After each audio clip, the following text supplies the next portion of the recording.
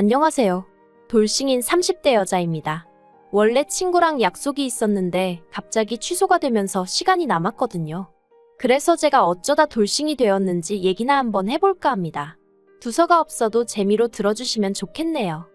남편하고는 대학 동기지만 사회인이 되고 나서야 가까워졌어요.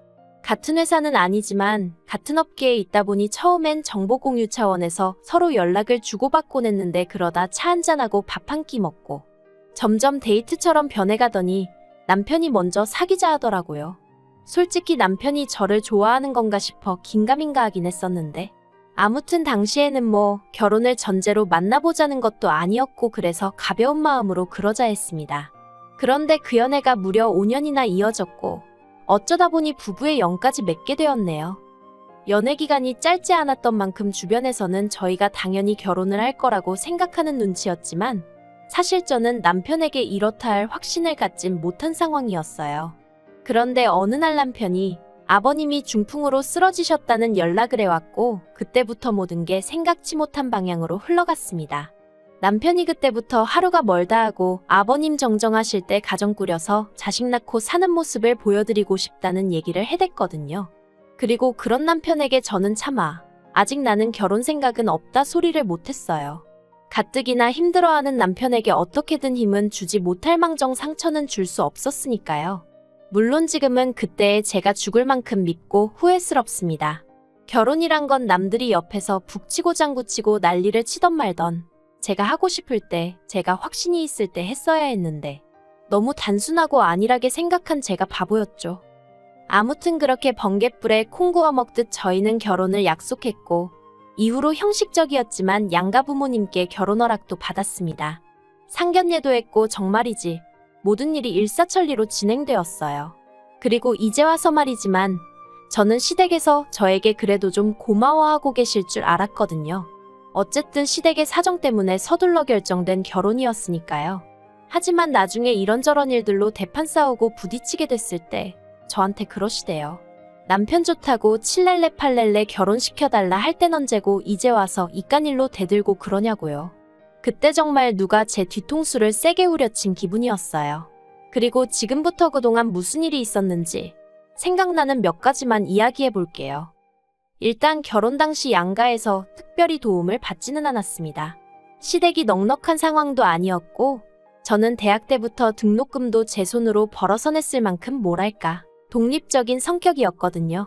그래서 친정부모님의 의사와는 별개로 결혼식 비용도 제 힘으로 해결할 계획이었어요. 어쨌든 모아둔 돈도 있었고 정 부족하면 제 앞으로 대출을 받을 생각이었으니까요. 그런데 이 상황을 알게 되신 시부모님께선 저를 불러다 앉혀놓고 준다는 걸 굳이 안 받을 필요가 있냐 하시며 어떻게든 제 마음을 돌리려고 하시대요. 그리고는 구체적으로 친정에서 얼마까지 해주실 수 있는데 그러는 거냐며 차를 받아라 금을 받아라 아니면 통장에 현찰을 넣어달라고 해라. 정작 시부모님은 금반지 한 쌍 해주시는 게 전부셨으면서 이래라 저래라 하시는 게 부담스럽고 듣기 껄끄러웠네요. 그래도 별다른 싫은 소리는 안 했어요. 솔직히 시부모님과 부딪히고 싶지 않았고 그때만 해도 시부모님이 그저 좀 할 말 안 할 말 구분을 못하시는 분들이지 나쁜 분들이라곤 생각을 못했거든요. 그래서 그때도 또 아무 말이나 하시네 하며 한 귀로 듣고 한 귀로 흘렸죠. 그런데 막상 결혼을 하고 나니까 여자친구로서 시댁에 찾아뵐 때랑은 많이 다르더군요. 특히나 어머님께선 하루가 멀다 하고 저에게 전화를 하셔서는 남편이 잘 있는지 밥은 잘 먹는지 반찬은 뭘 해줬는지 시시콜콜한 일들까지도 알고 싶어 하셨어요. 그리고 그런 통화가 툭하면 5분 10분 길어지기 일쑤였던지라 제가 직장이라 통화를 길게 못한다 하면 또 서운하다 어떻다 너는 화장실도 안 가냐 내가 전화하면 화장실을 간다던가 편의점을 간다던가 눈치껏 요령껏 통화 좀 할 수도 있는 거 아니냐 네 회사는 뭐 너 없인 안 굴러가냐 너 혼자서만 일하냐 말 그대로 억지를 쓰셨는데 그게 저에게는 참으로 버거운 일 중 하나였습니다. 참고로 제가 다니는 회사는 입사하기도 어렵지만 자리를 지키고 있는 것도 만만한 곳이 아니었거든요. 그러니 제 말투 하나 행동 하나 조심스럽기 짝이 없었는데 걸핏하면 걸려오는 어머님 연락이 솔직히 반가울 리가 없었죠. 게다가 그 내용이냐곤 죄다 남편이 어떤지 묻는 것이었는데 그럼 남편에게 전화를 하시지 왜 저한테 전화를 하셔선 그러시는 건지 그것도 납득하기 어려웠고요. 그래서 결국 남편을 통해 어머님께 그런 연락은 좀 자제해달라고 말씀드렸더니 원래 처대를 장가 보내놓으면 마음이 안 놓이는 법이라 하시는 거예요. 아니 32살이나 먹은 아들이 뭐가 마음이 안 놓이신다는 건지 정말이지 여러 가지로 맞춰드리기 힘들었어요. 한 번은 이런 일도 있었습니다. 저에게는 20년 지기가 있는데 이 친구가 몇 년 만에 한국에 들어온다고 하더라고요. 그래서 저는 기쁜 마음으로 친구를 데리러 공항으로 향했습니다. 공항에서 둘이 아주 부둥켜안고선 웃고 울고 드라마를 찍었죠. 아무튼 그리고 저희는 시내로 이동해 식사를 하기 시작했는데 그때 어머님한테 전화가 걸려왔어요. 이걸 받아마라 보나마나 별로 중요한 이야기는 아닐 것 같은데 싶었지만 그래도 사람 일이라는 게 또 모르잖아요. 혹시 아버님한테 무슨 일이라도 있으신가 하는 생각이 퍼뜩 들어 전화를 받았습니다. 그러자 어머님이 주위가 왜 이렇게 시끄럽냐 하시며 어디냐 누구랑 있냐 꼬치꼬치 물으시더군요. 그리고는 제가 친구랑 있다고 하니 저더러 효도할 시간은 없고 친구랑 노닥거릴 시간은 있냐 하시며 아버님이 중풍으로 누워 계시는데 하루에 한 번 문자건 전화건 드리는 게 당연한 거고 그리고 남편이 없어도 시댁에 와서 애교도 부리고 살갑게 좀 대해야 하는 거 아니냐며 일장연설을 하시는 거예요. 그리고 저는 그 일로 마음이 많이 상했던 게 사실입니다. 솔직히 연애 때부터 어머님 아버님을 뵀으니 두 분도 제 성격을 아실만도 한데 그래도 하루가 멀다 하고 애교 좀 부려라. 살갑게 굴어라. 아니 딸이 아예 없으시면 제가 말을 하네요. 그런데 남편에게는 저랑 동갑내기인 여동생도 있거든요. 그리고 그 신우는 철딱서니가 없어서 그렇지 시부모님한텐 또 아양도 잘 떨고요. 그러니 거기서 재미를 좀 찾으시면 좋겠는데 안 되는 저한테도 신우처럼 하라 하시니 환장하겠던 거죠. 그래서 제가 그날 저녁 남편에게 어머님 때문에 힘들다고 했어요. 특별한 이유 없는 잦은 연락도 부담스럽고 내가 뭘 하는지 꼬치꼬치 물으시는 것도 불편하다고요. 그리고는 남편더러 당신이 중간에서 말 좀 잘해주면 안 되냐니까. 남편이 기껏 한다는 말이 자기가 무뚝뚝하니 제가 자기를 대신해서 좀 노력을 해달래요. 어이가 없어서 그럼 당신이 노력을 하는 게 맞지 않냐 했습니다. 하지만 남편은 자긴 일평생 이런 성격으로 살아와서 못 고친다며 제가 이해하라나요? 이건 무슨 벽하고 이야기하는 것도 아니고 더는 얘기도 하기 싫더라고요. 이후로 한 달쯤 지나 어머님 생신이었어요.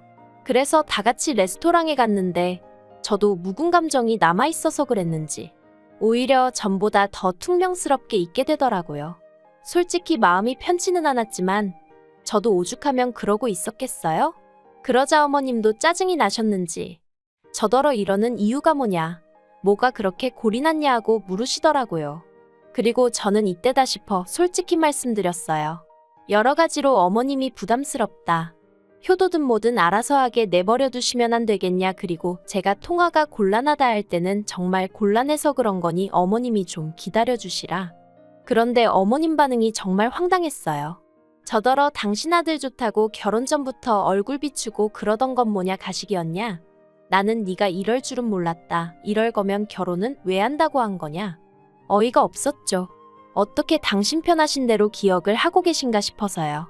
결혼 전부터 시댁에 드나들게 된 건 그 횟수가 많지도 않았지만 몇 번이나 남편을 통해서 놀러오라 하시기도 했고 남편도 은근히 바라는 눈치라 어쩔 수 없이 찾아갔던 게 사실이고 결혼을 한다는 게 제가 남편하고 가정을 꾸려 잘 살겠다는 뜻이었지 어머님 아버님 비위 맞춰드리며 살겠다는 뜻은 아니었는걸요. 그래서 저도 에라 모르겠다라는 생각으로 그러게 이럴 줄 알았으면 결혼 안 했을 거라고 확 받아쳐버렸습니다. 그랬더니 남편이 저더러 그래도 어떻게 그런 식으로 말을 하냐며 서운하다 하는데 아무튼 분위기가 아주 엉망이 되어버렸어요. 그리고 이후로는 저도 더는 못 해먹겠다는 생각에 그냥 되는 대로 했죠. 일부러 못하려고 하지도 않았지만 어떻게든 잘해드리려는 노력도 안 했거든요. 그냥 남들 하는 만큼만 딱 그만큼만 어디 가서 욕먹지 않을 만큼만 하자 그렇게 태도를 달리하게 되더라고요. 그리고 그렇게 결단을 내리고 나니 어머님 아버님은 어떠셨는지 몰라도 저는 속이 편했어요. 어머님 아버님이 뭐라고 하시건 한 귀로 듣고 한 귀로 흘려버릴 여유도 생겼으니까요.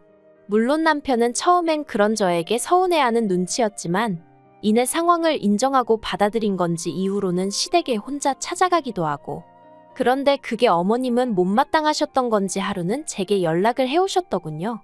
그래도 어쨌든 한 가족인데 언제까지 이렇게 지낼 순 없지 않냐 하시면서 더는 저더러 이래라 저래라 하지 않을 테니 너무 그렇게 당신 아들 뒤에 숨어있지 말라나요.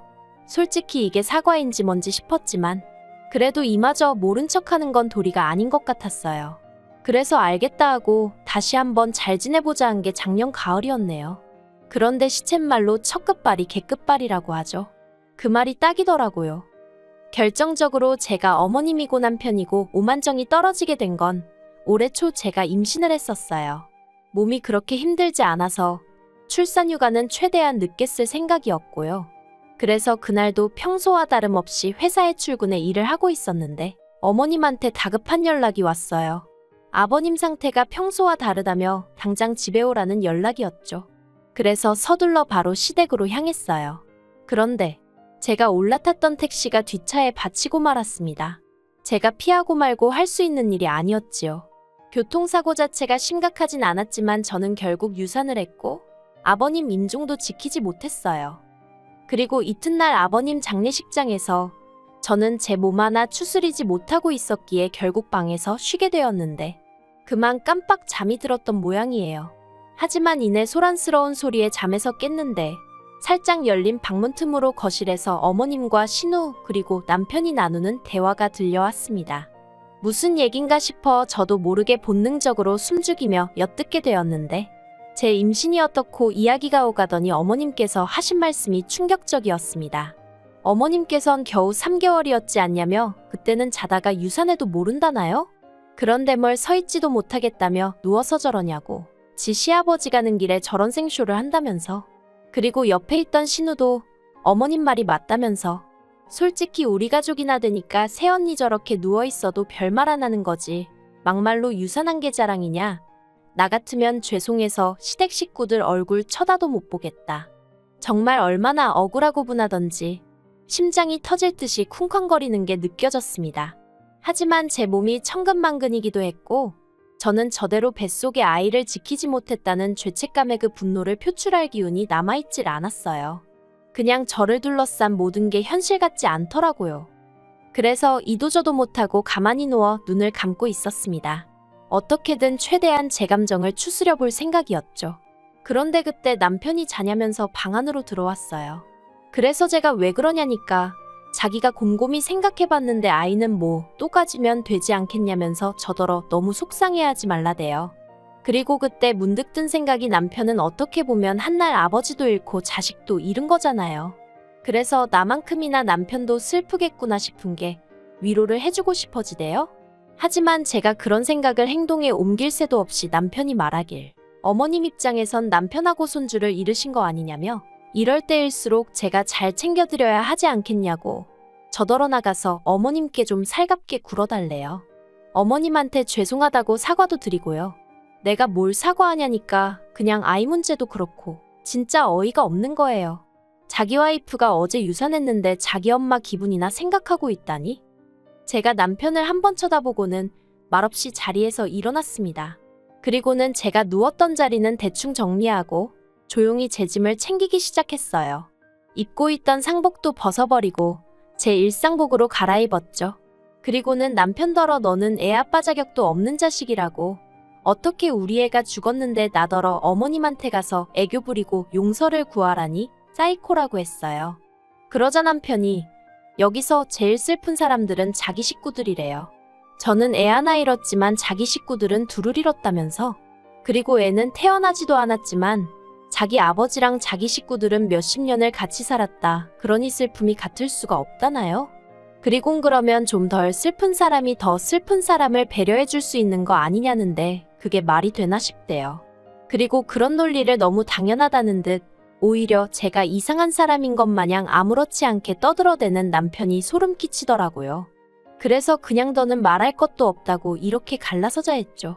남편이 그제서야 저더러 미쳤냐고 어떻게 그런 말을 지금 이 시점에 입에 담을 수가 있냐 어쩌냐. 그런데 전 그 말을 내뱉고 나니까 오히려 머리가 맑아지는 것 같고 정신이 돌아오는 기분이 돼요. 그리고 결국 저희는 지난달 완벽하게 남남이 되었습니다. 물론 과정이 순탄치만은 않았어요. 제가 남편을 어르고 달래기도 하고 같이 울고불고 죽일 듯이 싸우기도 하고 하지만 솔직히 말해서 유산을 하고 난 이후로는 줄곧 남편과 좋은 말 한마디를 나누기보다는 목소리를 높이고 서로를 탓하기 일쑤였거든요. 그러니 결국엔 남편도 순순히 현실을 받아들인 눈치였어요.